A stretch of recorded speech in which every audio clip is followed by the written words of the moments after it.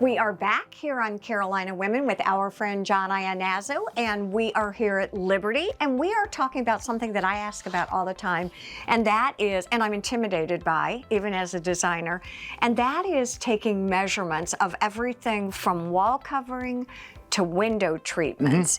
Can you give us sort of a primer of how to measure? It's in many ways the most important step because it's the first step. Okay. You know how much you need. Yes. And people get very confused because you have 27-inch wide paper right behind you. We set this up. Okay. This paper Yes. is 20.5 inches wide, and grass cloth is 36 inches wide.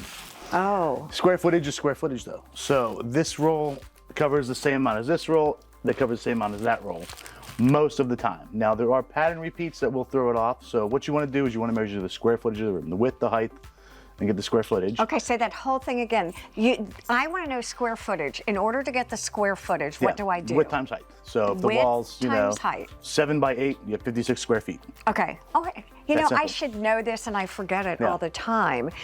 And these all three cover about the same. About the same. Now you'll have less waste, so you have more usable square footage on grass cloth because there's no pattern repeat. Correct. Something with a big repeat, you have a little bit more waste because you want that pattern to line up. Well, these big fish, or I love even this one with the jellyfish on the side. yeah, You'll the have to get that jellyfish shot. on the side. Yeah, there you go.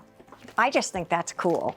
I have that in my guest bathroom. Oh, do you really? And I think what's fun while we're looking, John, is even to walk down here. Maria, look at this. Something I want to point out too, when you're measuring for paper, when you're planning it out, you can also do it by strips. So out of one double roll, these are all packaged by double rolls. Okay. You'll get 3 8-foot strips. 3 8-foot strips out of one double Out of one roll. double roll, on average. That is the general rule. But you want to be careful on the pattern. You don't want to, like if you have the jellyfish, you don't want the jellyfish cut in half. You want to start the jellyfish at the ceiling. Okay. And then come down from there. You don't want them cut in half, or if you have birds on a pattern, I don't have any, none of these have birds, or if there's something, Right, flower, exactly. you don't want to cut that off. You want to get the whole thing Or in. even this one. I see a lot of these fabulous geometric prints now. So you want to start that at a logical place. You don't necessarily want to cut it here. You want to start it there. So the best recommendation I can go for measuring is to have the paper hanger measure, because they're going to know where to start, where to stop, how to match things up, where, to get the most usable square footage so you don't end up with a lot of waste, because you can end up with a lot of waste if you start at the wrong point.